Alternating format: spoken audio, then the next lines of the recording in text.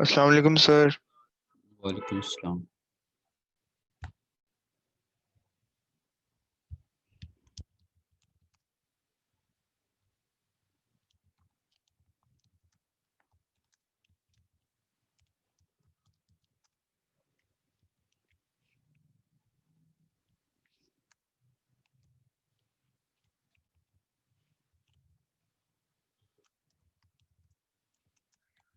अभी स्टूडेंट्स का थोड़ा वेट कर लेते फिर अटेंडेंस मार्क करते हैं।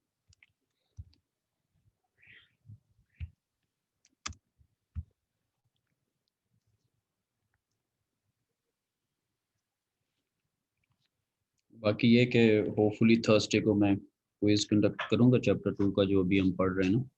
ठीक है सर ट्यूसडे को कर लें सर, वो तैयारी हो जाएगी हमारे फिर 3 वीकेंड पे।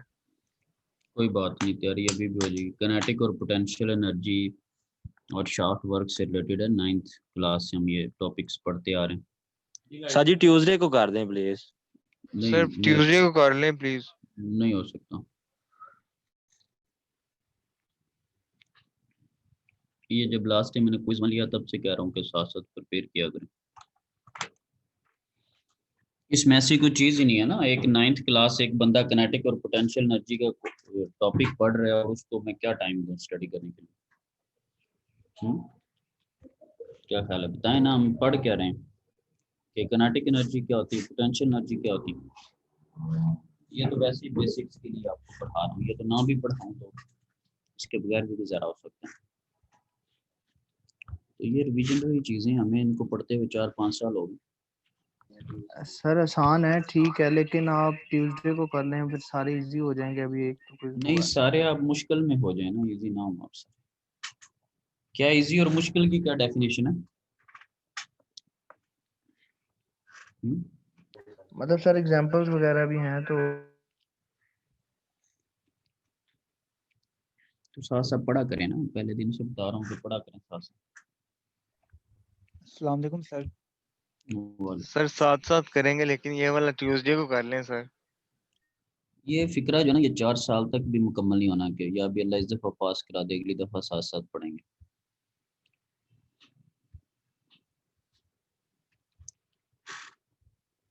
ओके जी, बड़े कम लोग करते हैं वैसे टाइम पे ज्वाइन। अभी तक तो 14 स्टूडेंट्स हैं।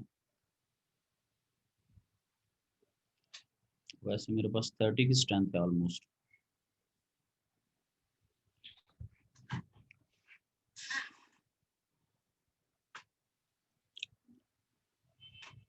चलें लगा लेते हैं अटेंडेंस, जितने आए हैं फिर उनको अटेंडेंस लगा लेते हैं। ओके जी, अब्दुल रहीम राउफ। Present sir. ठीक है। अब्दुल सुबहान। अब्दुल सुबहान। Yes sir. ठीक है। Yes sir. ठीक है जी, ठीक। और अली हसन। Yes sir. ठीक है।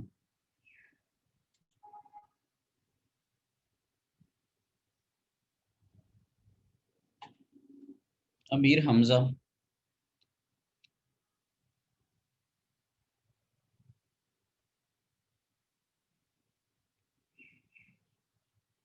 अमीर हमजा नहीं।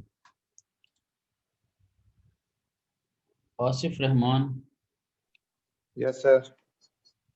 ठीक है। दानियाल अली। Yes sir. ठीक है। दानियाल आते रहा करें जरा। एहतिशाम।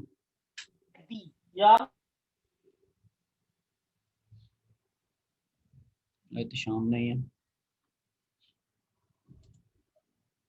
फेरोज अहमद खान।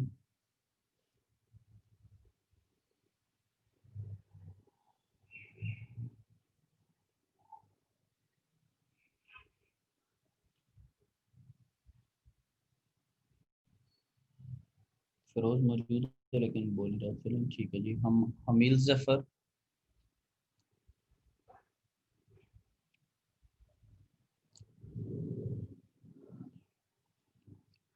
हमील जफर भी नहीं है। उमैर अनवर। Yes sir. ठीक है। अस्सलाम वालेकुम सर। वालेकुम सलाम। ये कौन है? सर वलीद मुख्तियार। अच्छी बात। चलें जी, मियां मोहम्मद उमैर। Yes sir. ठीक है। मोहम्मद आसिफ मजीद। Yes sir. ठीक है। मोहम्मद जुनेद। सर ठीक है। मोहम्मद तैयब। Present sir. ठीक है। Muhammad Abu Bakar Azam. Yes sir. Muhammad Abu Bakar Azam. Sir मेरा मोबाइल ऑफ है, ये दोस्त के मोबाइल से। कौन से दोस्त? आसिफ रहमान के? यस सर, ये फ्लैट पे बैठा हूँ उसके। अच्छा। मोहम्मद आकब जहूर। Present sir. ठीक है जी। मोहम्मद असद अशरफ।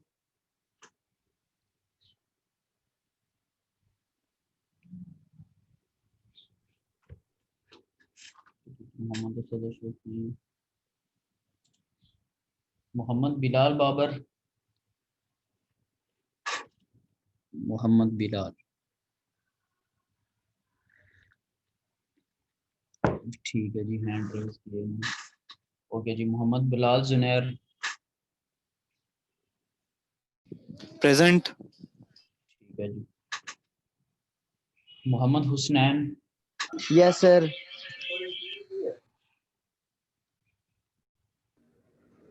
मोहम्मद हुसनैन। अब ये भी किसी के मोबाइल से है? नहीं सर, ये मेरे अपने मोबाइल से। अच्छा ठीक है, ठीक है, आ गया नाम आप। ठीक सर वो है। फिरोज अहमद खान 022 फिरोज अहमद खान की लगा दी थी। लगा दे। Thank you sir.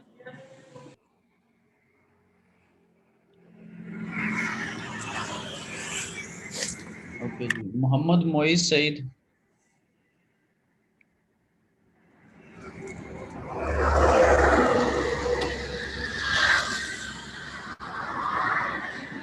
ये जब अपनी बारी आएगी तब माइक ऑन कर लेना यार।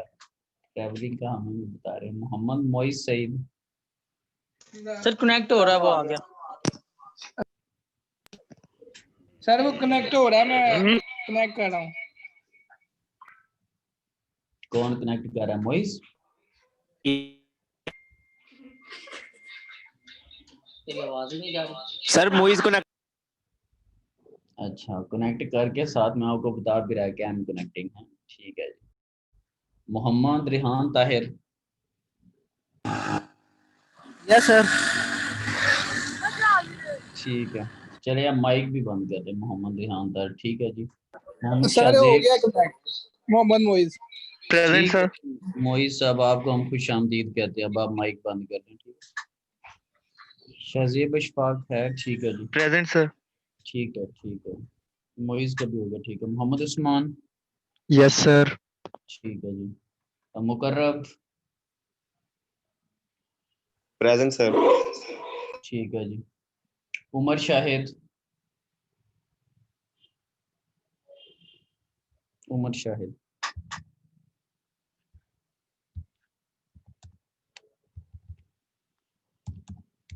नहीं है जी। रजा। रजा प्रेजेंट सर। फैज। ठीक है जी। प्रेजेंट। ठीक है रजा, अब आपने आगे से एब्सेंट नहीं होना। ठीक है, कोटा ऑलमोस्ट कंप्लीटेड है। Okay sir. ओके जी। उसामा। उसामा अफसर। Yes sir present. ठीक है जी। वलीद। Present sir. ठीक है जी, ठीक है। जैद इश्तियाक। Present sir. ठीक है जी, सर है थैंक तो यू। शाम इसाक 007। सर मेरी अटेंडेंस नहीं, वो लॉगिंग में प्रॉब्लम आ रहा था। हाँ ठीक है जी, तो शाम की लगा दी। और कोई 007। लेट ज्वाइन किया हो किसी ने?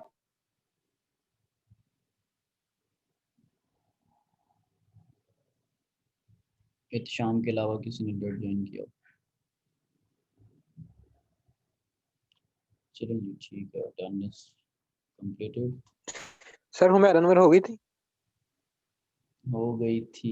ये तो देखना पड़ेगा। उमैर अनवर, हाँ जी हो गई। Okay sir, thank you. चलें जी, अब जरा स्लाइड्स की तरफ आहिस्ता आहिस्ता आते हैं वापस।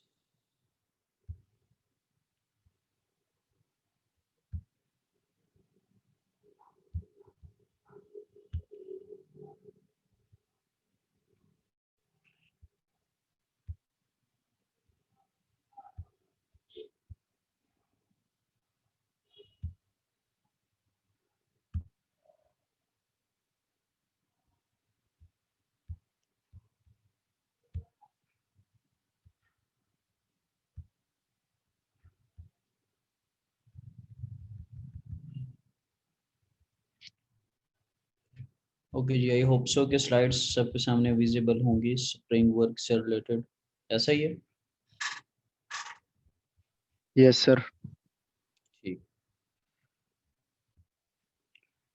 ओके, हम लास्ट लेक्चर में और इस चैप्टर में भी हम डिफरेंट फॉर्म्स ऑफ एनर्जी और वर्क को स्टडी कर रहे हैं और उनके फार्मूलाज, उनकी डेफिनेशंस, उनके एग्जांपल्स, ये हमारा कंसर्न रहा है इस चैप्टर में और आगे भी यही रहेगा। सो शाफ्ट वर्क को हमने देखा, उसका हमने फॉर्मूला पढ़ा, बाकी सारी जो डिफरेंट फॉर्म्स ऑफ एनर्जी थी उनकी हमने डेफिनेशंस को पढ़ा, हीट और वर्क में डिफरेंस को हमने पढ़ा कि बाउंड्री के ऊपर हम डिसीजन लेते हैं। तो ये ओवरऑल कुछ चीज़ें थी which we have studied so far. और उसमें लास्ट टाइम बिल्कुल हमने इनिशियली अभी टच ही किया था स्प्रिंग वर्क को।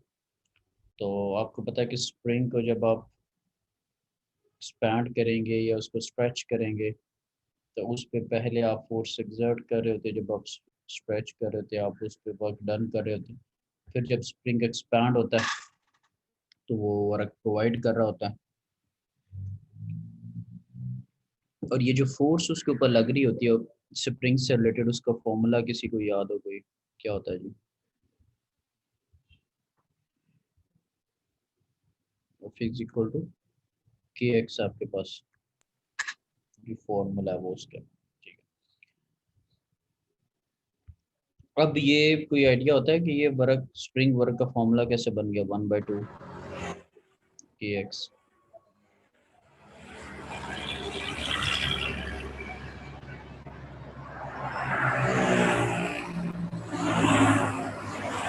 तो माइक बंद कर देना, नीड फॉर स्पीड चलाई हुई है। चलें मैं इसको कम कर देता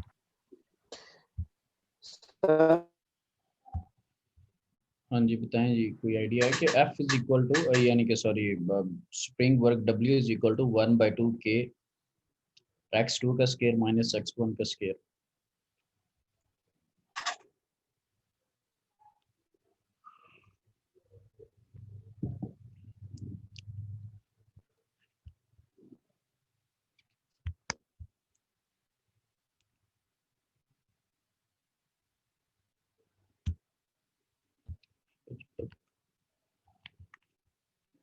लास्ट टाइम हमने एक फॉर्मूला पढ़ा था, आइडिया है ना मैं क्वेश्चन क्या कर रहा हूँ कि W इज इक्वल टू 1/2 के इंटू x2 का स्क्वायर माइनस x1 का स्क्वायर कैसे आया?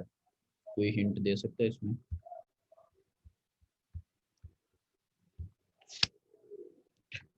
चलिए जी, आप अपना हिंट रहने दें। हमारे पास जो वर्क का फॉर्मूला होता है आपको पता है, वो फोर्स इनटू डिस्प्लेसमेंट होता है, राइट? कि कितना उसने डिस्प्लेसमेंट किया वो डिसाइड करेगा कि वर्क डन हुआ या नहीं हुआ, right? So work is equal to F into D X. D X का मतलब ये कि चेंज इन डिस्प्लेसमेंट, डिस्प्लेसमेंट के अंदर अगर चेंज आएगा तो आपके पास वर्क डन होगा, अदरवाइज नहीं होगा। सो फोर्स का मुझे फॉर्मूला पता है, दैट इज के इंटू एक्स। तो फोर्स है आपके पास के इंटू एक्स। जब आपने एक पॉइंट से दूसरे पॉइंट तक कैलकुलेशन करनी है या वर्क को कैलकुलेट करना है, राइट, तो आप क्या करेंगे? We are going to integrate, और हमें वो क्या दे देगा? स्प्रिंग वर्क दे देगा। ठीक है, ये differential part of the work है। अगर मैं इंटीग्रेट करूँ तो मेरे पास के एक्स इंटू ये डी एक्स है, और मैं इसको इंटीग्रेट कर देता हूँ फ्रॉम पॉइंट 1 टू पॉइंट 2। तो कोई भी आपके पास पॉइंट हो सकता है, फॉर एग्जांपल ये एक इनिशियल पॉइंट है जिसके ऊपर डिस्प्लेसमेंट है, ये एक फाइनल पॉइंट है। इससे उल्ट भी हो सकता है, 2 वाला 1 भी हो सकता है, 1 वाला 2 भी हो सकता है, डिपेंड करता है कि एक्सपैंड करें या कंप्रेस करें। तो जब आप इंटीग्रेट करेंगे तो x की इंटीग्रेशन जो होगी वो x स्क्वायर बाय 2 हो जाएगी।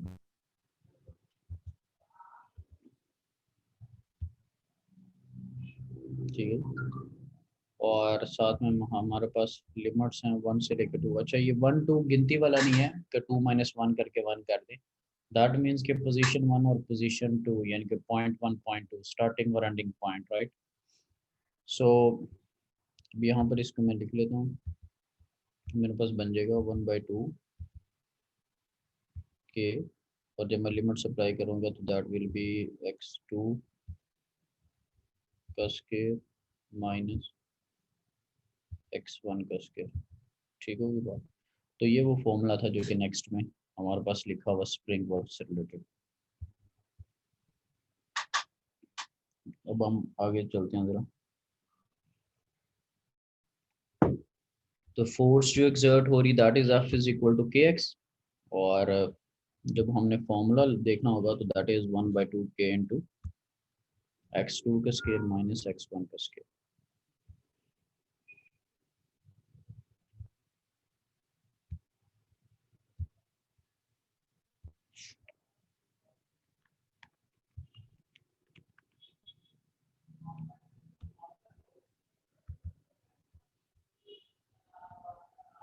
ओके जी, हमने देख लिया कि इसको कैसे हमने ड्राइव करना है। अगर यही स्प्रिंग वर्क की जगह हमारे पास इलास्टिक सॉलिड बार हो, ठीक है, तो फिर हम उसके अंदर जो है वो फोर्स स्ट्रेच या जब एक्सपैंड हो रहा होगा तो उसके अंदर फोर्स को हम स्ट्रेस के तौर पे ले रहे होते हैं। ये जो आपको सिग्मा नज़र आ रहा है, जैसे प्रेशर होता है वहाँ पे स्ट्रेस के सेंस में फोर्स ले रहे हैं, तो फोर्स वैसे हमारे पास प्रेशर इनटू एरिया होता है, राइट। तो सॉलिड के सेंस में हम उसको स्ट्रेस इनटू एरिया ले रहे हैं, वही हमारे पास formula simple, that is force, और फोर्स को वो can write like pressure into area, और यहाँ पर हमारे पास क्या स्ट्रेस इनटू एरिया। ठीक है, वही फॉर्मूला।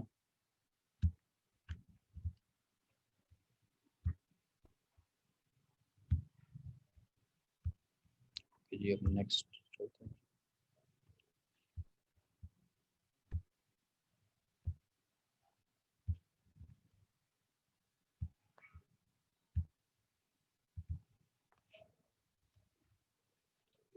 ओके जी, अब इसी तरह हमने काइनेटिक और पोटेंशियल एनर्जी की तरफ मूव करना है।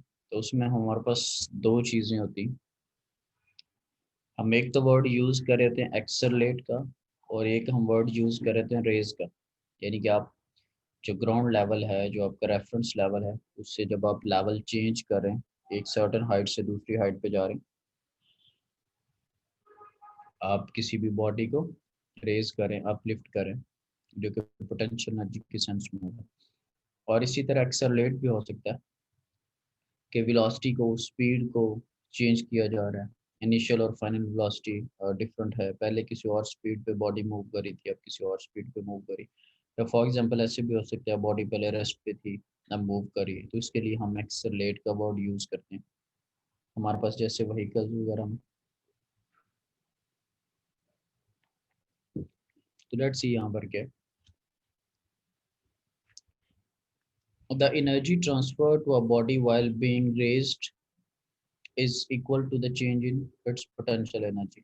जब एक बॉडी को आप उसका लेवल रेज कर रहे हैं, आप उस पर फोर्स लगा रहे हैं, आप एनर्जी प्रोवाइड करके उसका लेवल रेज करें, तो उसमें होगा क्या कि फिर energy first law of thermodynamics के अकॉर्डिंगली इसमें पोटेंशियल एनर्जी की फॉर्म में स्टोर होगी, लाइक जैसे आपने चैप्टर 1 की स्लाइड्स में स्टोन के एक एग्जांपल देखी, राइट।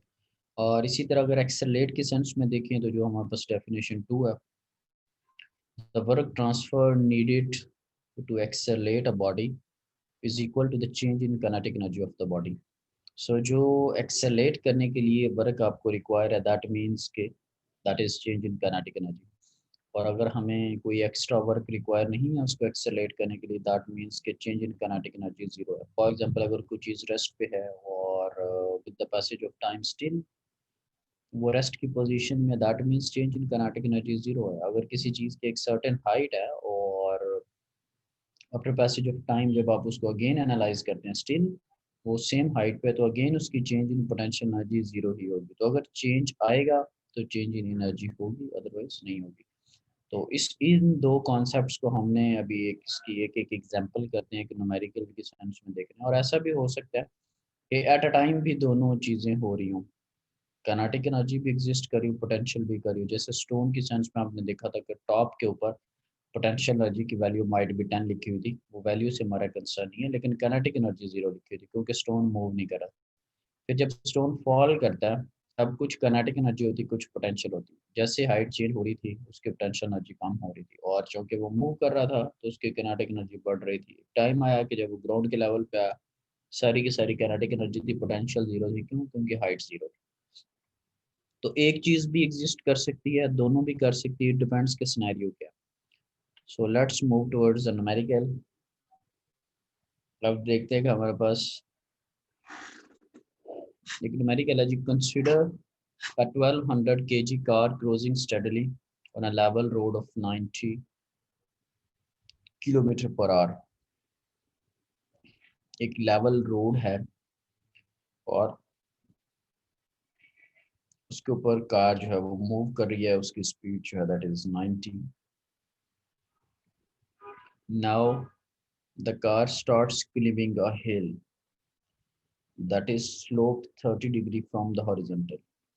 तो पिक्चर में भी आप देख रहे हैं कि जो लेवल रोड था उस पे कार चल रही थी और अब स्लोपी एरिया आया। जैसे फॉर एग्जांपल आप केपी के या पहाड़ी इलाकों वगैरह में जाए, या वैसे भी कहीं रैंप जैसे गाड़ी अंदर गैराज में खड़ी करते हैं तो रैंप की सूरत होती। सो वो 30 का एंगल बना रही ग्राउंड के साथ। इस्लामाबाद को जाए तो कलर घार वाला सिनेरियो उधर। सो वो जो उसके एंगल है from the ground that is 30 degree from the horizontal. बता दिया गया कि रेफरेंस क्या है। ओके जी, if the velocity of the car is to remains constant during climbing. अब वो ऊपर जा रही लेकिन उसकी जो वेलोसिटी है वो फिक्स है, वेलोसिटी उसकी चेंज नहीं हो रही। अगर यहाँ पे वेलोसिटी चेंज होती तो काइनेटिक एनर्जी का कॉन्सेप्ट भी लेके आते हैं हम। Determine the additional power that must be delivered by the engine. तो आपका क्या ख्याल है कि अगर एक बिल्कुल सिंपल कार या बाइक एक लेवल रोड के ऊपर जा रहा है और अगर उसको स्लोप चढ़नी पड़ जाए तो क्या कार या व्हीकल को उतनी ही एनर्जी लगानी पड़ती है या ज़्यादा एनर्जी रिक्वायर होती है ऊपर चढ़ने के लिए? सर ज्यादा लगानी सर पड़ती है। ज्यादा सर एनर्जी। ज्यादा ठीक है, इंक्रीज हो ठीक है, जाएगी energy.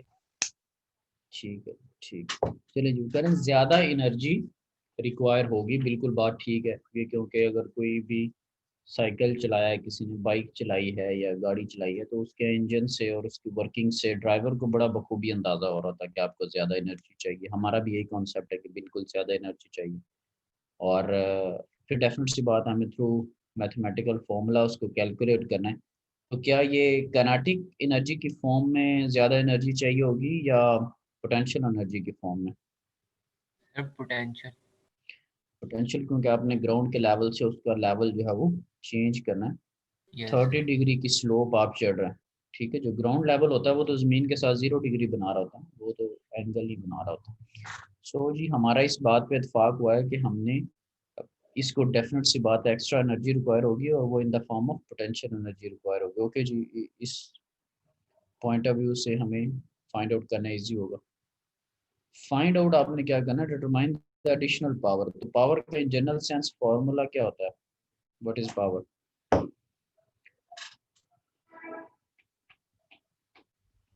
Energy divided by time. Energy by time, right. तो एनर्जी बाय टाइम है और एनर्जी हमने पहले डिसाइड कर लिया कि पोटेंशियल एनर्जी होगी यहाँ पे। सो दैट मींस कि potential energy divided by the time, ये हमारे पास पावर का फॉर्मूला होगा। सो लेट्स मूव ऑन। हमारे पास फॉर्मूला है जी, क्या लिखा हुआ है जी? डब्ल्यू जी के ऊपर डॉट है, ये किस चीज़ को जाहिर कर रहा है?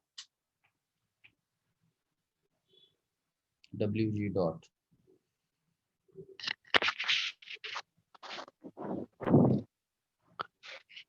पावर को सर। डॉट किस चीज़ को जाहिर कर रहा है?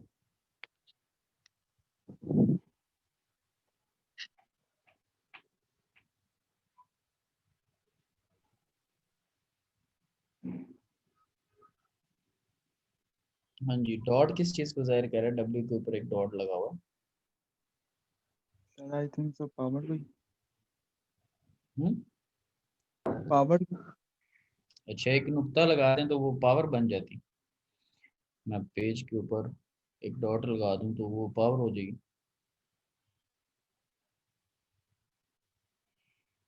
हम्म, सर जी।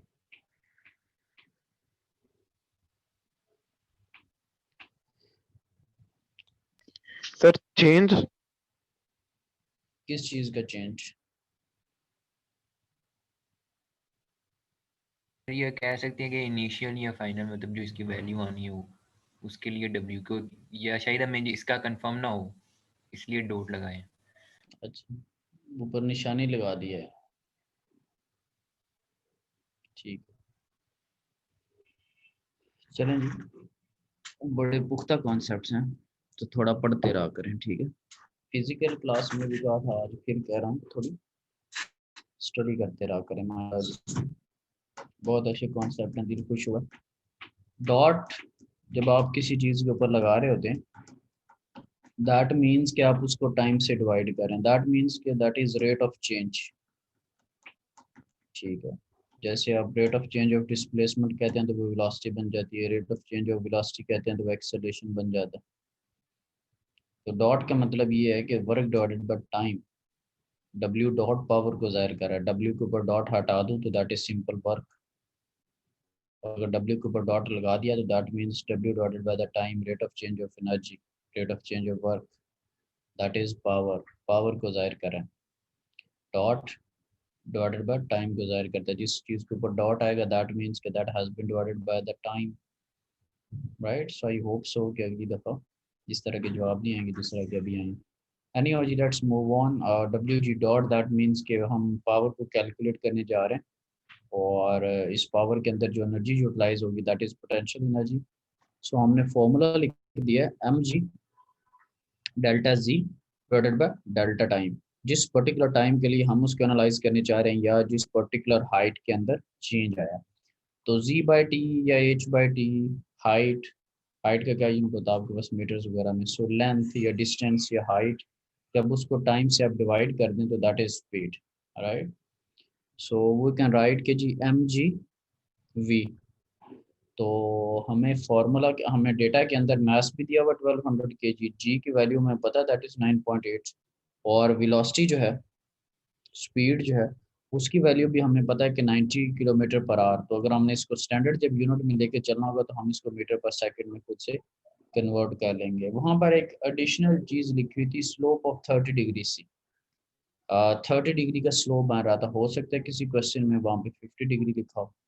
अगर यही 30 की जगह मैं अगर 60 डिग्री कर देता हूँ तो आपके ख्याल में ज़्यादा एनर्जी रिक्वायर होगी या कम एनर्जी रिक्वायर होगी? ज्यादातर जितनी स्लोप बनती जाएगी उतनी आपको ज़्यादा एनर्जी रिक्वायर होगी, ठीक है। इसका मतलब है कि ये स्लोप का जो एंगल है उसका भी रोल है, लेकिन अभी फॉर्मूला में रिफ्लेक्ट बैक नहीं हुआ, या जो आप फॉर्मूला पढ़ते थे उसमें या जो हमने पढ़ा उसमें रिफ्लेक्ट बैक यहाँ पे नहीं हुआ। लेकिन होगा क्या प्रॉपर फॉर्मूला कि आप साथ में साइन थीटा जो है,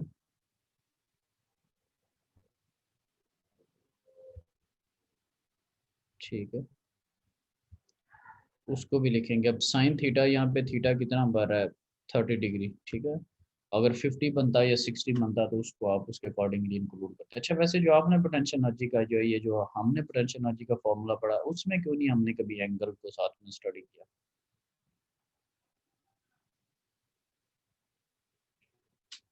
हम्म? जो हमने फॉर्मूला पढ़ा हुआ है उसमें हमने कभी एंगल को स्टडी नहीं किया सच, या आप लोगों ने किया हुआ? एम जी एच फॉर्मूला पढ़ा हुआ या M G H sine theta पढ़ा हुआ? एमजीएच पढ़ा था सर। तो उसकी क्या वजह क्या है कि आज तक क्योंकि सर ज्यादातर हम हाइट एस में लेते हैं, वर्टिकली होती है, और सर साइन 91 होता है इसलिए। बिल्कुल जी, गुड। इस भाई को कोई चॉकलेट देना जरा। अच्छा, ओके। अमूमन हम क्या करते हैं कि बिल्कुल वर्टिकली हम जो है ना वो मूव कर रहे होते हैं, ठीक है, अपलिफ्ट कर रहे होते हैं बॉडी को, राइट। सो वर्टिकली अगर हम देखें तो ग्राउंड के साथ उसका एंगल बनता है 90। सो साइन 90 जो होता है वो 1 होता है, इसीलिए आपको कभी हमें उस वक्त कभी ज़रूरत नहीं महसूस हुई छोटी क्लासों में, ठीक है जी। सो अगर आपके पास हाइट जो है वो प्रॉपर वर्टिकल नहीं है, फॉर एग्जांपल अभी स्लोप है 30 की, ये मैं स्लोप बना रहा हूँ 30 की या 60 की या 45 की, तो उसके अकॉर्डिंगली फिर जो वैल्यूज हैं वो डिफरेंट होगी, ठीक है। तो इसलिए साइन थीटा इन्वॉल्व हुआ बीच में, बाकी तो इजी पीजी काम है, ठीक है जी। कोई न्यूमेरिकल में मेरा निकाल के कोई इशू, सारा कुछ हमें गिवन है, मैथ्स गिवन है, वेलोसिटी स्पीड वगैरह गिवन है, साइन थीटा आपने साथ में इंक्लूड कर लिया। मूव ऑन करें जरा। अच्छा, इससे पहले एक क्वेश्चन बीच में ऐड करता हूँ, लेट्स सी।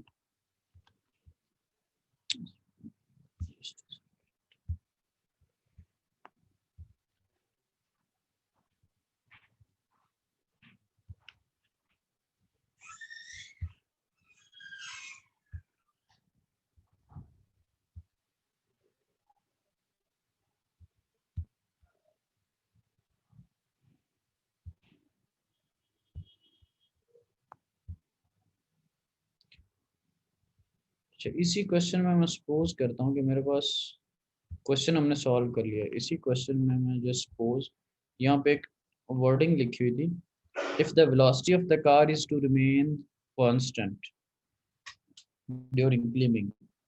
अगर वेलोसिटी यहाँ पर चेंज हो रही होती तो फिर इस क्वेश्चन में क्या इफेक्ट होना था? If the velocity of the car is not constant, is not remaining constant, अगर इस तरह की स्टेटमेंट होती है और उसकी कुछ स्पीड पहले दी हुई थी, अब 90 किलोमीटर थी, तो बाद में एक तो चढ़ाई भी चढ़ रही है और एक 90 के बजाय 95 स्पीड हो गई है, तब क्या इफेक्ट पड़ना था इस एग्जांपल के ऊपर? सारी एग्जांपल सेम है, बट ड्यूरिंग क्लीमिंग स्पीड बल्कि तेज है, तो एडिशनल पावर के ऊपर क्या फर्क पड़ना था?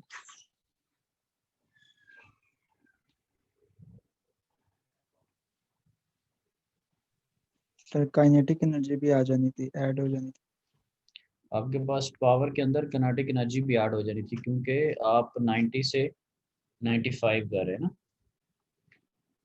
तो 90 से 95 करने के लिए उसकी एनर्जी भी रिक्वायर होती थी, पोटेंशियल एनर्जी भी रिक्वायर होती थी, दोनों एनर्जीज में सम अप होके फिर डिवाइडेड बाय टाइम आना था, ठीक है, क्योंकि power is energy by time.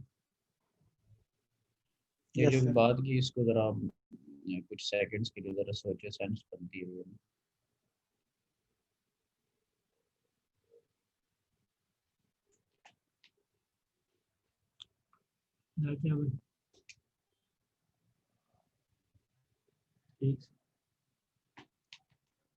ठीक है जी, तो पोटेंशियल और किनेटिक दोनों ने आना था अगर हम इसको डिवाइडेड बाय टाइम करते फिर, ठीक है जी। ये इसमें एक एडिशन था। चलें जी, हम आगे मूव ऑन करते हैं। हमारे पास एक और एग्जांपल है, determine the power required to accelerate 900 kg car shown in the figure. हमें एक पिक्चर नज़र आ रही है, उसके अंदर एक कार है, from rest to a velocity of 80 kilometre per hour. Rest पर है और अब उसकी वेलोसिटी जो है वो 80 किलोमीटर पर आवर हो चुकी है, 0 से 80। सो चेंज इन स्पीड आ रहा है, एक्सेलरेशन में चेंज आ रहा है, और हमें पता है कि जब एक्सेलरेशन में स्पीड में चेंज आएगा तो वी नीड काइनेटिक एनर्जी, हमें काइनेटिक एनर्जी अप्लाई करने की ज़रूरत महसूस होगी इन 20 seconds on a level road.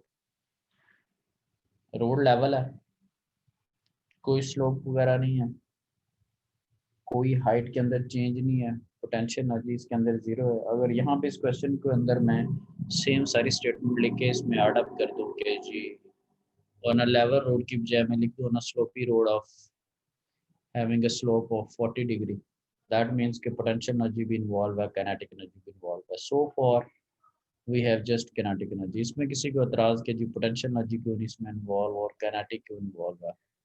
No sir. ठीक है। सो पावर का फॉर्मूला हमें पता है कि that is energy by time, that is work by time, और एनर्जी यहाँ पर काइनेटिक एनर्जी होगी, हाफ एम वी स्क्वायर का फॉर्मूला लगेगा और इसको टाइम से डिवाइड कर दिया जाएगा तो हमारे पास पावर आ जाएगी। ठीक है जी, मूव करते हैं जरा। ओके जी, first of all we are going to calculate the energy, जो कि हमारे पास काइनेटिक एनर्जी है, वर्क है। ठीक है, एक्सेलरेट करने के लिए डब्ल्यू ए हमने यूज कर लिया, और चेंज इन काइनेटिक एनर्जी का फॉर्मूला है कि 1/2 मास और v2 का स्क्वायर माइनस v1 का स्क्वायर। अगर चेंज ना हो तो फिर हमें पता है कि हम सिंपल काइनेटिक एनर्जी का half M V square formula use करते हैं। सो वैल्यूज प्लग इन कर दें। हमें वेलोसिटी का भी पता है, इनिशियली भी पता है और फाइनल भी पता है। इनिशियली रेस्ट पे थी 0 थी और फाइनली हमारे पास 80 थी, 80 किलोमीटर पर आवर। तो हमने उसको स्टैंडर्ड यूनिट्स में रखने के लिए हम उसको मीटर पर सेकंड में यूज़ करेंगे। और मैस 900 kg है तो मैस ऑलरेडी हम स्टैंडर्ड में किलोग्राम्स में लेते हैं, तो दैट्स फाइन, मैस को हम चेंज नहीं करेंगे। हमने कैलकुलेशंस की और हमारे पास एनर्जी का क्या आंसर आया जी? 222। 222 किलो जूल, राइट। ये हमारे पास एनर्जी का आंसर है। सो अभी हमने एनर्जी फाइंड आउट की, अभी हमने पावर फाइंड आउट नहीं की। तो पावर क्या होगा? Energy by time. So move करते हैं हम जी। 222 किलो जूल्स पर केजी को आप 20 सेकंड से डिवाइड करें तो ये आपके पास जो इसके यूनिट बन जाएंगे वो किलो जूल पर सेकंड बन जाएंगे। तो जूल पर सेकंड को हम वाट कहते हैं। तो 11.1 किलो वाट आ रहा है।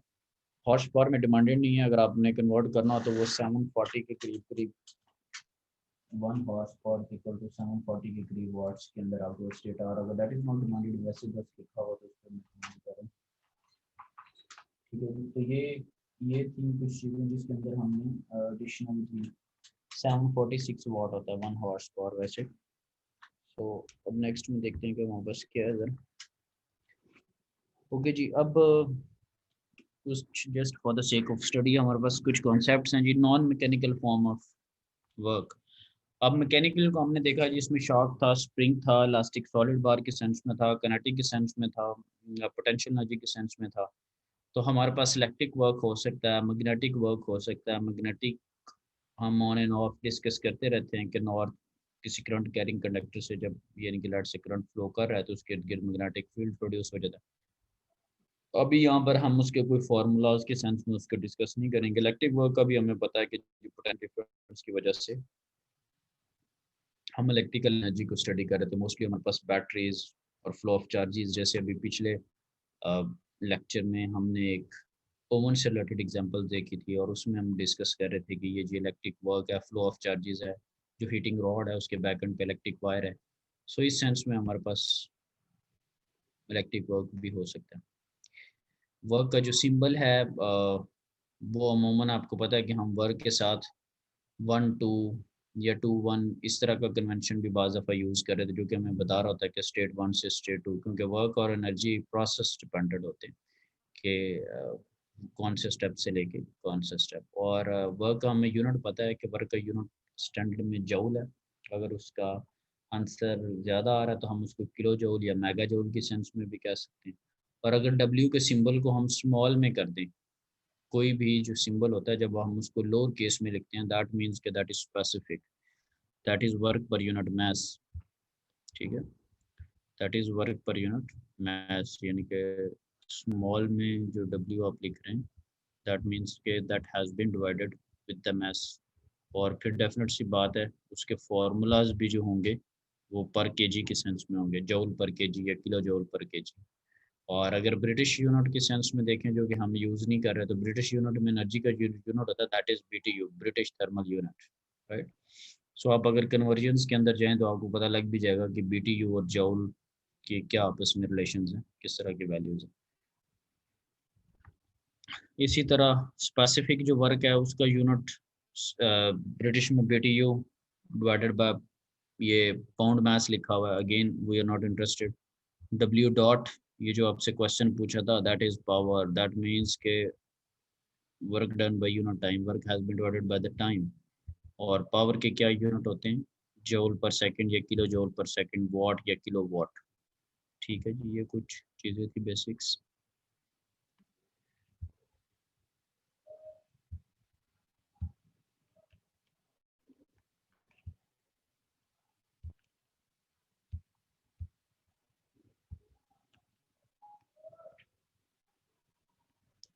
क्योंकि अब सम टाइम कन्वेंशंस होती हैं कि work done by the system है, ये work done on the system है, ठीक है।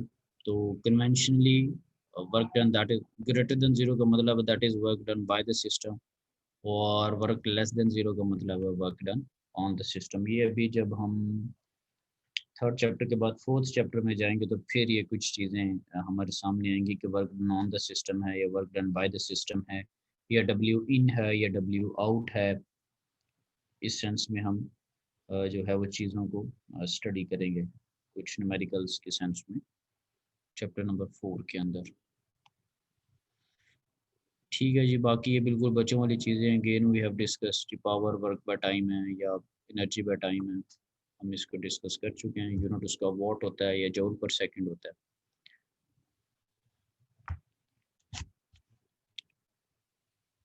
अब हम इसके कुछ और ज़रा कॉन्सेप्ट ज़रा देखते हैं।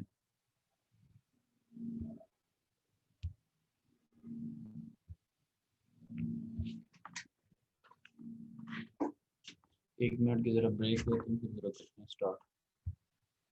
2 मिनट ज़रा।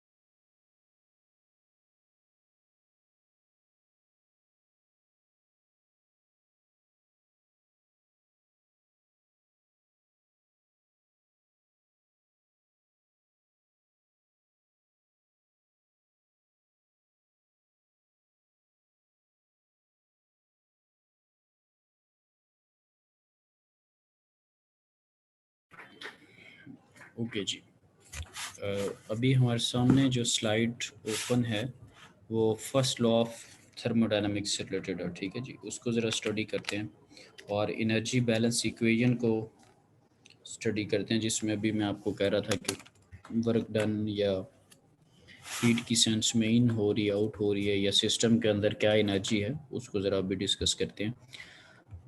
फर्स्ट लॉ ऑफ थर्मोडायनामिक्स का तो हम सबको आइडिया है कि that is energy neither created not destroyed but it can be change from one form to another form.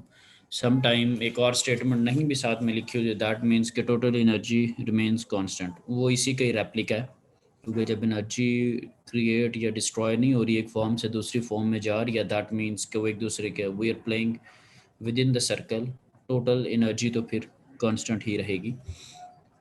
और ये भी देख रहे हैं स्टोन की एग्जांपल, जिसको ऑन एंड ऑफ हमने डिस्कस किया चैप्टर 1 के अंदर भी, चैप्टर 2 के अंदर भी, कुछ लोगों ने क्विज़ के अंदर भी इसको डिस्कस किया हुआ था as an example. So potential energy की वैल्यू फॉर एग्जांपल 10 है, काइनेटिक की 0 है। अगर टोटल को हम ऑब्जर्व करें यहाँ पर, तो टोटल की सेंस में अगर टोटल को हम ऑब्जर्व करें तो टोटल जो एनर्जी है वो 10 ही है। नीचे अगर बिल्कुल बॉटम में आ जाएं तो अभी बिफोर हिटिंग द ग्राउंड तो पोटेंशियल एनर्जी 7 है, काइनेटिक 3 है, लेकिन स्टिल अगर हम देखें दैट इज़ 10, एक फॉर्म से दूसरी फॉर्म में जा रही है। फॉर एग्जांपल एक और राइट साइड पे हमारे पास एग्जांपल है पोटैटो की। क्यू इन हीट इन हुई है 5 kilo joule, like we are baking a potato, जैसे ओवन में आप कोई चीज़ गर्म करते हैं, ठीक है। सो 5 किलो जूल आप उसके अंदर एनर्जी इन करें तो पोटैटो के अंदर लिखा हुआ delta is equal to 5 kg। तो ये कोई मुझे बताएगा इसको रीड करके क्या आपको क्या फील हो रहा है इसको पढ़ने से या पिक्चर देखने से पोटैटो की, जो कि स्लाइड की राइट साइड पे बनी हुई है।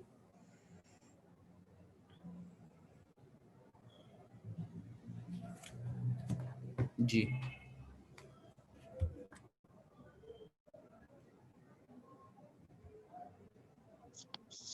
सर के पोटैटो के अंदर जो एनर्जी है वो इक्वल है, वो जो से हीट दी जा रही है। ठीक है, और जी कोई कमेंट?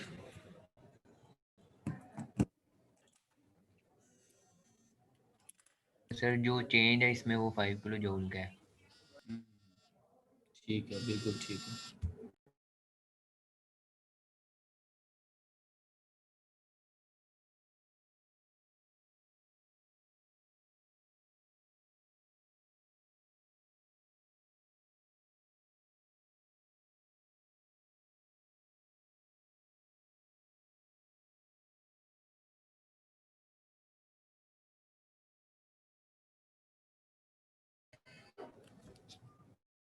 एक्चुअली इसके जो प्रॉपर स्टेटमेंट है वो ये है कि क्यू इन 5 किलो जूल है और पोटैटो के अंदर डेल्टा ई 5 किलो जूल लिखा हुआ है।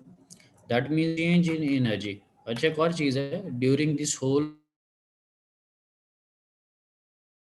उनको उसका क्या मतलब है ये वो, इसमें बस धक्का स्टार्ट नहीं है ये कोर्स।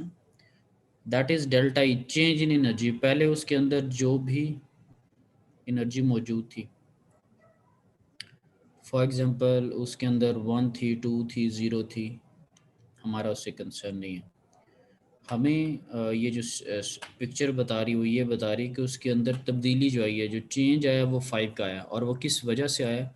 वो हीट की वजह से आया। प्रीवियसली उसकी क्या स्टेट थी, we are not familiar with that, right. So Q in का मतलब है कि इंटरनली उसके अंदर 5 किलो जूल का चेंज आ चुका है, ठीक है। सो द इंक्रीज, नीचे अगर स्टेटमेंट भी देखें, the increase in the energy of a potato in an oven is equal to the amount of energy transfer to it, यानी कि हीट की फॉर्म में the amount of heat transfer to it जो उसके अंदर हुई है। तो 5 का जो है वो चेंज आया।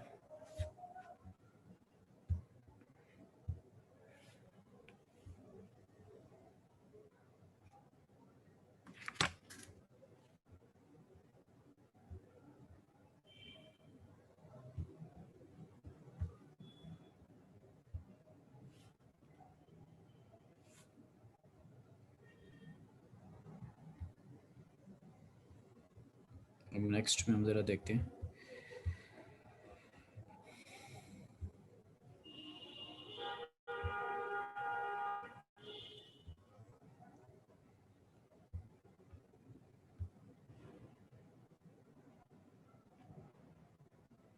आई होप सो कि आपके सामने डिफरेंट 3 to 4 डिफरेंट फॉर्म्स के अंदर पिक्चर्स वगैरह बनी होंगी।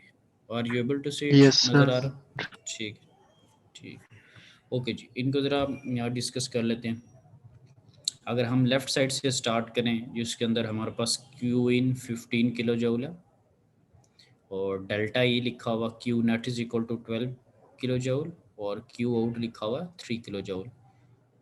यहाँ पर भी अगर हम देखें तो क्यू इन 15 किलो जूल का मतलब है कि 15 किलो जूल एनर्जी जो है इसके अंदर एंटर हो रही है सिस्टम के अंदर, और सिस्टम की जो बाउंड्री है उसको डॉटेड लाइन के साथ जाहिर किया हुआ, दैट इज़ 15। यहाँ पर लिखा हुआ डेल्टा ई, चेंज के आगे 12 लिखा हुआ है।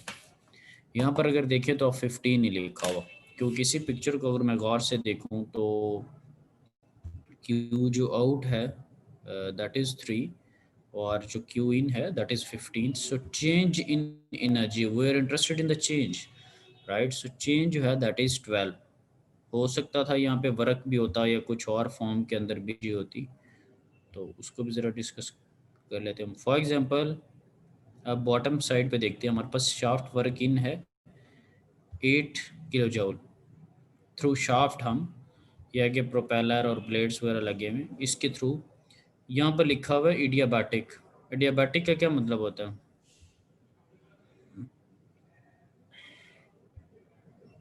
जी क्या मतलब होता है इडियाबैटिक का? ये पिछले लेक्चर में हमने एग्जांपल्स के अंदर भी इसको स्टडी किया,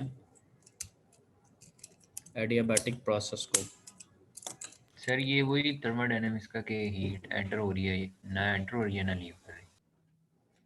ठीक है जी, ये बेसिकली इंसुलेशन से रिलेटेड कि हीट जो है, हीट ट्रांसफ़र जो है वो ज़ीरो है, हीट ट्रांसफ़र का मतलब यही होता है कि नाइदर इन और आउट, ना सिस्टम से बाहर जा रही ना सिस्टम के अंदर आ रही। बिल्कुल ठीक है इनकी बात। हीट ट्रांसफ़र आपके पास जो है ना वो ज़ीरो है, क्यू की जो वैल्यू है वो इन और आउट के सेंस में वो आपके पास ज़ीरो है, यानी कि कोई हीट इन या आउट नहीं हो रही। तो फिर 8 का 8 जो है वो चेंज इन एनर्जी के तौर पे आ रहा है। यहाँ पे अगर आप देखें पहले जो हमने एग्जांपल डिस्कस की थी तो उसमें 15 की बजाय आंसर 12 आया था। क्यों? क्योंकि 3 का आउट था। यहाँ पर वो वाला सिनेरियो नहीं है। ओके जी, अब थर्ड एग्जांपल की ज़रा डिस्कस करते हैं। टॉप के ऊपर जो बनी हुई है बैटरी है। अब अगर आप देखें तो सिस्टम की जो बाउंड्री है उसको वायर्स क्रॉस करके अंदर दाखिल हो रही। जो हीटिंग रॉड है वो विद इन द सिस्टम है। बैटरी की वजह से इलेक्ट्रिक वर्क है। यही सेम एग्जांपल हम पहले भी डिस्कस कर चुके हैं। यहाँ पर वो नहीं है कि यहाँ पर हम हीट और वर्क का डिफरेंस नहीं देख रहे, हम उनको पहले स्टडी कर चुके हैं। लेकिन just to recall your memory मैं इस पर कमेंट कर रहा हूँ कि बैटरी की वजह से हम 5 किलो जूल जो है इसको वर्क प्रोवाइड करें in the form of electrical, ठीक है। और ये जो हीटिंग एलिमेंट है या जो रॉड है उसकी वजह से इंटरनल एनर्जी में जो चेंज आ रहा है दैट इज़ 5। क्यों? क्योंकि अगेन दैट इज़ एडियाबैटिक। अगर यहाँ पर क्यू आउट भी होता, अगर यहाँ पे हीट लॉस हो रहा होता, यहाँ पर अगर फॉर एग्जांपल क्यू आउट मेरे पास हीट लॉस होता 1 का, तो फिर मेरे पास जो चेंज रह जाना था वो 4 माइनस 1 5 माइनस 1 4 का चेंज रह जाना था, ठीक है। सो ये फर्स्ट लॉ ऑफ थर्मोडायनामिक्स को इंडोर्स कर रही हैं सारी स्टेटमेंट्स कि energy neither created not destroyed और that can be change from one form to another form and total amount of energy remains constant. ये सारी जो स्टेटमेंट्स हैं उसी को इंडोर्स करें, राइट।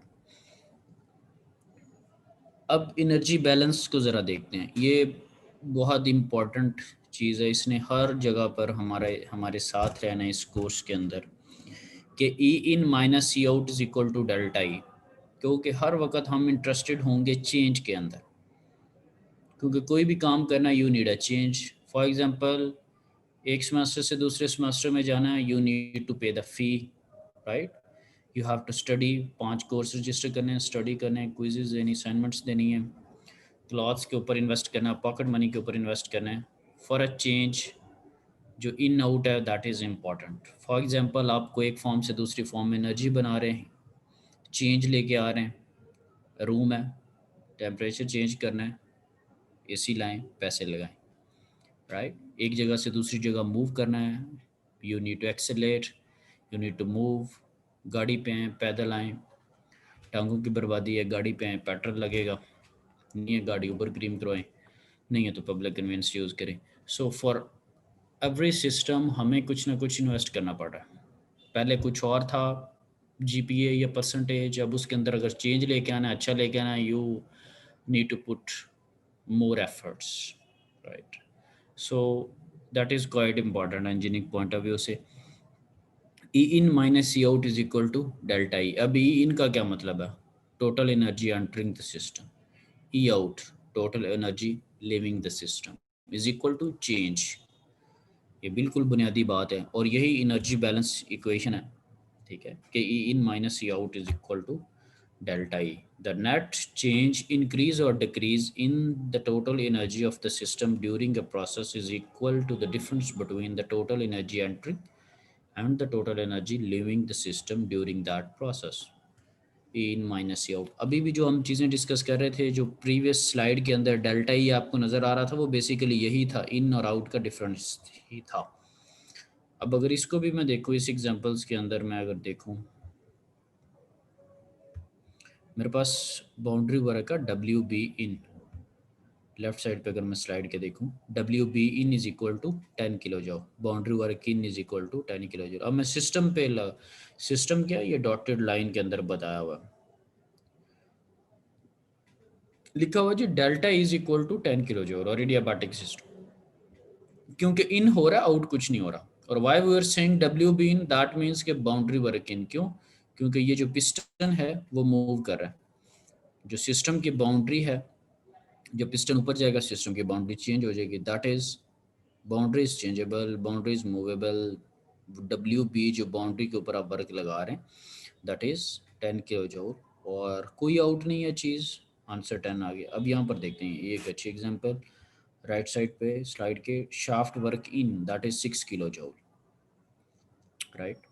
और जो हीट इन हो रही है दैट इज 15, और जो हीट आउट हो रही है दैट इज 3, और शाफ्ट वर्क जो इन हो रहा है दैट इज 6। तो यहाँ पर हमारे पास एक से ज़्यादा क्वांटिटीज़ हैं। ये हमारे कॉन्सेप्ट्स को थोड़ा मज़ीद एलैबोरेट करेगी। सो सबसे पहले हमने देखा कि 15 माइनस 3, सबसे पहले हमने heat in minus heat out किया, Q in minus Q out, 15 minus 3 that is 12। और एक और चीज़ थी प्लस हमने 6 किया, डब्ल्यू वर्क इन उसके अंदर ऐड हो रहा है, चूँकि डब्ल्यू आउट कुछ नहीं था तो इसलिए माइनस 0 हमने कुछ नहीं किया। सो यहाँ पर जो चेंज आया दैट इज़ 18 किलो जूल। इसमें क्योंकि कन्फ्यूजन हो रहा कि कैसे हम इन आउट के इज इक्वल टू चेंज को लिख रहे हैं, is there any confusion? No sir. ठीक है जी।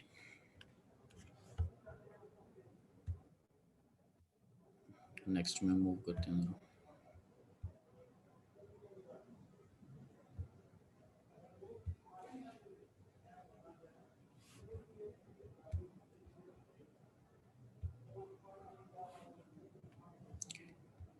ओके, उसी चेंज इन एनर्जी को, उसी एनर्जी बैलेंस इक्वेशन को आगे एक्सटेंड करते हुए वही चीज़ हमने लिखी कि delta E is equal to E final minus E initial, यानी कि इन माइनस आउट की हम बात करें या E2 माइनस E1 की बात करें, चेंज इन एनर्जी की बात करें।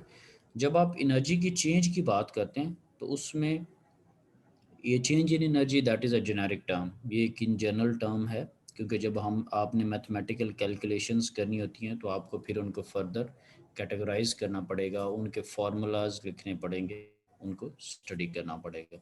सो चेंज इन एनर्जी के अंदर ऐसी कौन कौन सी फॉर्म्स इन्वॉल्व हैं हमारे पास, तो उसके अंदर हमारे पास 3 चीज़ें इन्वॉल्व हैं।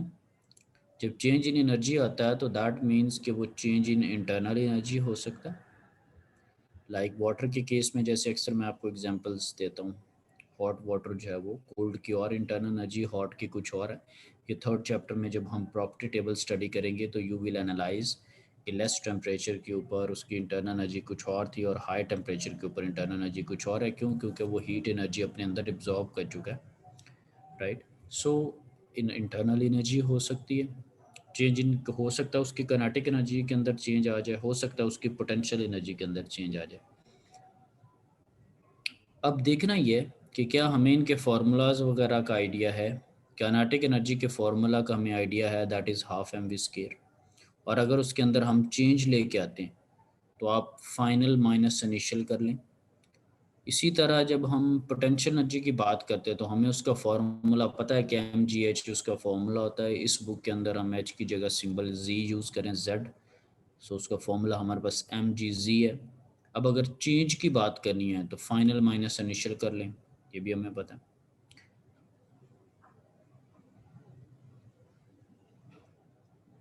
एक चीज़ और यहाँ पर देखने वाली है, काइनेटिक एनर्जी का हमें फॉर्मूला पता है, पोटेंशियल का पता है, ये हमारे पास एक डिफरेंट वे में एक फार्मूला, लेकिन बिल्कुल सिंपल है वैसे तो। यू का यहाँ पे सिंबल कैप्स में और यहाँ पर स्मॉल में, इसका क्या डिफरेंस क्या है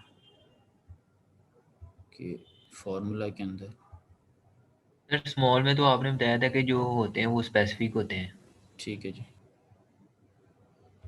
यू जो स्मॉल में है जब उसका सिंबल है दैट मीन्स कि वो जो नॉर्मल है U that is divided by the mass, ठीक है, ये उसका फॉर्मूला है, U is equal to U by M.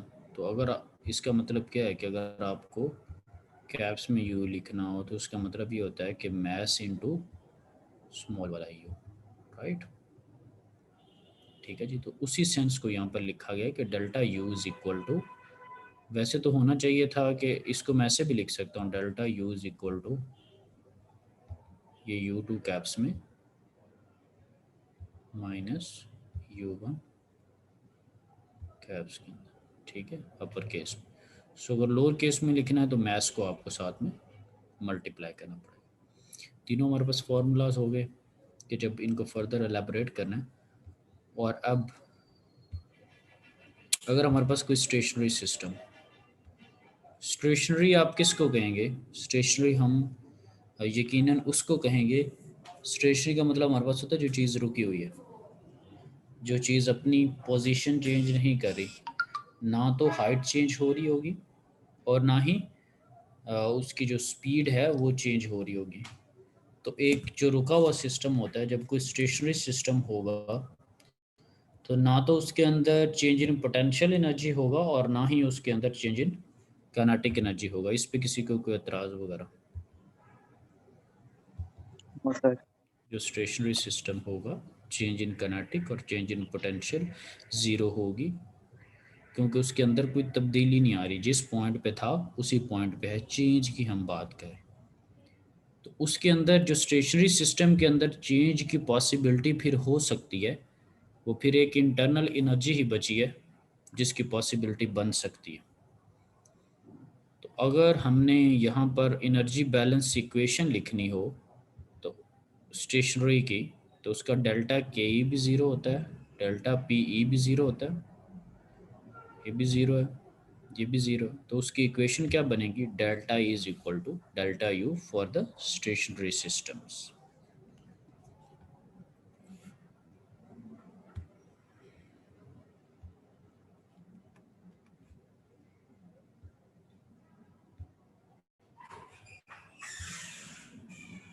Okay जी। अब इसी तरह वही हमारे पास सेम ही चीज़ है, एनर्जी बैलेंस इक्वेशन ही है, उसको थोड़ा और डिटेल में देखते हैं उसी फॉर्मूला को, कि E in minus E out is equal to delta E. ये हमें आइडिया है। अब पहले सेकंड जो इक्वेशन है उसको देखते हैं, जो कि पहले वाली से पहले ज़्यादा खूबसूरत लगेगी। E in minus E out is equal to delta E. ठीक है जी। इस इक्वेशन के ऊपर अगर मैं लेट से जी मैं नंबर 1 लगा दिया, मैं इसको ज़रा हम देखते हैं। हमने ये चीज़ अभी स्टडी की है कि डेल्टा ई का क्या मतलब होता है। डेल्टा ई का हमने मतलब पढ़ा है कि चेंज इन इंटरनल हो सकता है, चेंज इन काइनेटिक हो सकता है, चेंज इन पोटेंशियल हो सकता है, या कोई और फॉर्म ऑफ एनर्जीज। ये है डेल्टा ई के एनर्जी के अंदर किस किस फॉर्म में। ठीक है, अब बात करते हैं E in minus E out की, कि क्या चीज़ इन होगी और क्या चीज़ आउट हो जिसकी वजह से हमें डेल्टा ई मिलेगा। एक सिस्टम है, उसके अंदर क्या चीज़ एंटर हुई है, क्या चीज़ लीव हुई है। तो वो क्या क्या चीज़ एंटर या क्या क्या चीज़ लीव हो सकती है, that could be the heat, that could be the work, यानी कि एनर्जी ट्रांसफ़र बाय हीट हो सकती है, वर्क हो सकता है, या मैस हो सकता है। जब आप क्लोज सिस्टम की बात करेंगे तो मैस इन्वॉल्व नहीं होगा। जब आप ओपन सिस्टम की बात करेंगे तो हीट भी हो सकती है, वर्क भी हो सकता है और मैस भी हो सकता है। तो यहाँ पर हमने एक चीज़ पढ़ी कि E in minus E out के अंदर जो 3 डिफरेंट टाइप्स के पैरामीटर्स आ सकते हैं, that could be the heat, work and mess. और डेल्टा ई के अंदर जो डिफरेंट फॉर्म्स के अंदर चेंज आ सकता है, कुछ और फॉर्म्स भी हो सकती हैं, लेकिन most familiar delta U, delta के ई और डेल्टा पी ई। तो इक्वेशन की दोनों साइड्स के ऊपर क्या क्या चीज़ें असरअंदाज हो सकती हैं, हमने उनको देखा। अब हीट की वजह से या वर्क की वजह से या मास की वजह से जो चेंज आएगा, उसको लिखने का क्या अंदाज होगा, वो पहली इक्वेशन पे आ जाते हैं जो ब्लैक कलर में स्लाइड के टॉप पे लिखी हुई है, कि E in minus E out is equal to, अगर हीट की वजह से है तो Q in minus Q out, energy transfer by heat को हमने डिस्कस कर लिया, plus W in minus W out अगर वर्क की वजह से, plus E mass in minus E mass out. यहाँ पर लिखते वक्त आप ये नहीं कहेंगे कि mess in minus mess out, क्योंकि मैस इन और मैस आउट तो एनर्जी नहीं है। मैस तो किलोग्राम में होता है और एनर्जी किलो जूल में होती है। आप इक्वेशन कोई ठीक अंदाज से नहीं लिख रहे। यहाँ पर वर्डिंग आएगी कि मैस की वजह से जो एनर्जी इन हुई है, मैस जो एनर्जी कैरी किए हुए है, minus E mass out, mess जो एनर्जी कैरी करके लीव कर रहा है, राइट। सो ये 3 पॉसिबल चीज़ें हो सकती हैं। इसी तरह और एनर्जी का यूनिट क्या हमारे पास, जूल या किलो जूल। जब हम बात करेंगे ई डॉट की तो उसका क्या मतलब होगा। अब दोबारा पुराना क्वेश्चन ही आपसे कर देते हैं। एक मैं चीज़ को हाईलाइट कर दिया, ई डॉट, ई एनर्जी होती है तो ई डॉट का क्या मतलब होगा? ज्यादा कर ये देते टाइम से डिवाइड है। टाइम से डिवाइड है। टाइम से डिवाइड है जी एनर्जी।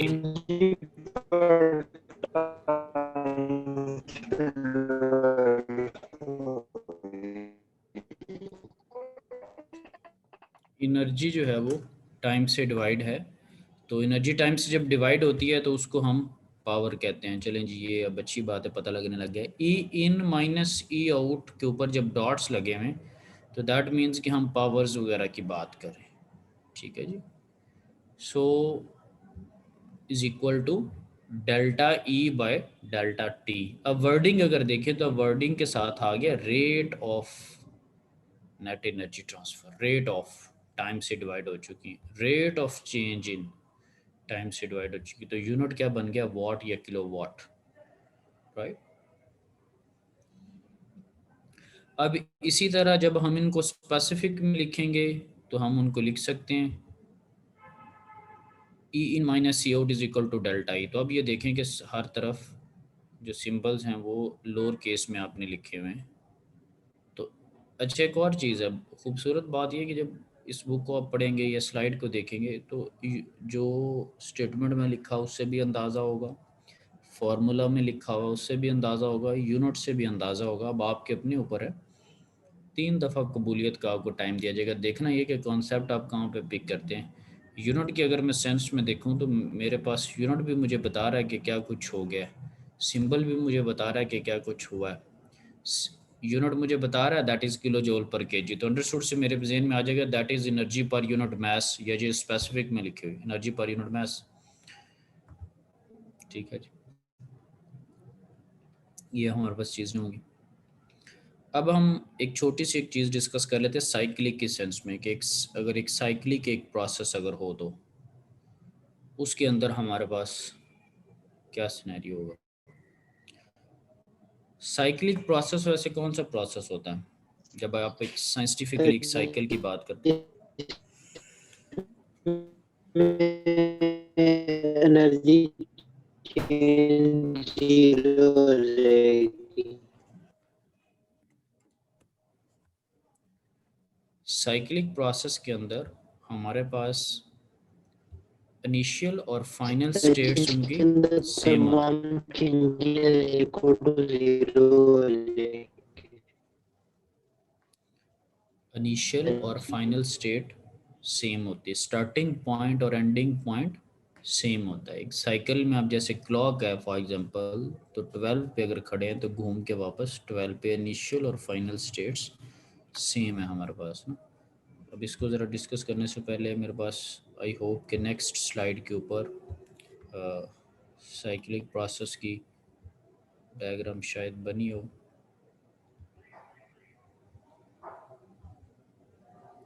नहीं, अभी फिलहाल यहाँ पे नहीं है। चलें जी, तो साइक्लिक वैसे खैर इस स्लाइड में भी मेरे पास मौजूद है। तो साइक्लिक प्रोसेस के अंदर ये साइकिल बना भी हुआ राइट साइड पे कि इनिशियल और फाइनल स्टेट सेम होते हैं। तो जब आप घूम फिर के उसी पॉइंट पे आ रहे हैं तो चेंज इन एनर्जी क्या होगा, जीरो। इनिशियल और फाइनल स्टेट्स ही जब सेम हो गए हैं, क्योंकि जब आप हीट वर्क या मैस के सेंस में एनालिसिस करते हैं, आप चेंज जब निकालते हैं तो आप देखते हैं कि 1 पॉइंट क्या है और 2 पॉइंट क्या है। प्रोसेस को जब देखते हैं कि पाथ क्या बना है, स्टार्टिंग एंडिंग वगैरह सारी चीज़ें एनालाइज करते हैं। सो डेल्टा ई जो है, change in energy delta E, that will be zero. अब ये Q इज इक्वल डब्ल्यू क्या लिखा हुआ है, इसको भी ज़रा डिस्कस कर लेते हैं। सो जब आपके पास डेल्टा ई ज़ीरो हो गया तो इसका मतलब वैसे ये है कि ई इन ई आउट बराबर है, यानी कि E in minus C out is equal to, जब ज़ीरो हो जाएगा ई इन और minus E out is equal to zero. So that means के इन और आउट बराबर है। अब डिपेंड करता है कि ई इन में क्या आ रहा है, ई आउट में क्या आ रहा है। फॉर एग्जांपल आपने वर्क इन किया और आपको हीट आउट मिली है। जैसे आप इलेक्ट्रिक वर्क इन करते हैं, हीटिंग रॉड के थ्रू और इंटरनली आपको हीट मिल जाती, या आप ऐसा भी हो सकता है कि आप हीट प्रोवाइड कर रहे हैं और उससे आप वर्क ले रहे हैं। फॉर एग्जांपल जैसे कंबस्चन वगैरह होती है इंजन्स के अंदर, तो हम उससे हमें शार्प वर्क मिलता है, गाड़ी मूव करती है। या थर्मल जो पावर प्लांट्स हैं उनके अंदर कंबस्चन होती है और इवेंचुअली हमें टरबाइन के तौर पे डब्ल्यू आउट मिलता है, ऐसी भी पॉसिबिलिटी है। सो जब आप ई इन और ई आउट को बराबर लिखते हैं तो दैट मीन्स के हो सकता है कि उसके अंदर हीट इन हो रही हो आपको और वर्कआउट मिल रहा हो, या वर्क इन हो रहा हो और आउटपुट के तौर पे हीट मिली हो। So we can write Q is equal to W। अच्छा, अब इसमें एक और चीज़ है कि मैथ्स को हमने क्यों इन्वॉल्व नहीं किया। तो जो साइक्लिक प्रोसेस होते हैं mostly those are the close systems. एक कंप्लीट एक साइकिल के अंदर एक ही चीज़ जो है वो बार बार चली जा रही है। ये चैप्टर नंबर 1 की स्लाइड्स के अंदर जब मैंने आपको स्टडी फ्लो प्रोसेस का बताया था तो उसमें लिखा हुआ था स्टडी फ्लो प्रोसेस के साथ कि जो इंजीनियरिंग की डिवाइसेस हैं वो स्टडी फ्लो डिवाइसेस हैं। और वहाँ पर ये भी मैंने आपको बताया था और स्लाइड्स के अंदर भी लिखा हुआ था कि ये जो साइकिल्स होते हैं, जो इंजीनियरिंग के साइकिल, आपने बड़े कुछ साइकिल्स के नाम भी लिखे हुए थे। फिर मैंने बताया भी कि ये जी रैंकाइन साइकिल है, ब्रेटन है। एक मैंने कमेंट कर दिया था कि हम 9th और 10th चैप्टर में पढ़ेंगे, तो स्टूडेंट के जो जज्बात है वो जाग गए थे। वहाँ पर एक क्वेश्चन भी मिला था कि सर हमने कितने चैप्टर पढ़ने हैं। सो जो इंजीनियरिंग के साइकिल्स हैं हमारे पास साइक्लिक प्रोसेस हैं, कंप्लीट साइकिल्स, उनके ऊपर वर्किंग है, क्लोज सिस्टम्स के अंदर कॉन्टीन्यूसली जो है वो चल रहे हैं हम उनके एक साइकिल के। तो मैस इन और आउट उसमें हम कंसिडर नहीं करते। सो वी कैन राइट के जी Q is equal to W। ठीक है, ये दोनों आपस में इंटरचेंजेबल है। और अगर हमारे पास कोई ओपन सिस्टम हो तो फिर ये लेफ्ट साइड पे आपके पास बनी हुई है कि मैस भी आएगा और वर्क भी हो सकता है और हीट भी हो सकती है और मैस इन भी हो सकता है, मैस आउट भी हो सकता है। ठीक है जी। सो ओपन के लिए आज के लिए इतना ही। कोई अगर कोई क्वेश्चन वगैरह हो तो डिस्कस कर सकते हैं। बस नो इसकी सर। रहेगी वो अगले लेक्चर में हम कर लेंगे। ठीक है जी। Yes sir. सर वो क्विज का पूछना था कि वो क्विज मैं से क्विज रिलेटेड मैं आपके जज्बात मैंने सुन लिए हैं, मैं आपको एक मेल करूंगा आपकी बातों को मद्देनजर रखते हुए कि मद्देनजर रखना है या नहीं रखना। ठीक है, कमेंट्स मुझे मिल गए हैं कि अगले ट्यूसडे को कर लें और मैंने ओके कहा थर्सडे को करते हैं, तो मेल के ऊपर हतमी फैसला आएगा। ठीक है, इंशाल्लाह सर। Okay sir. ओके जी, नोटेड विद थैंक्स और अल्लाह हाफिज। अल्लाह हाफिज सर। अल्लाह हाफ़िज़ सर। अल्लाह हाफिज।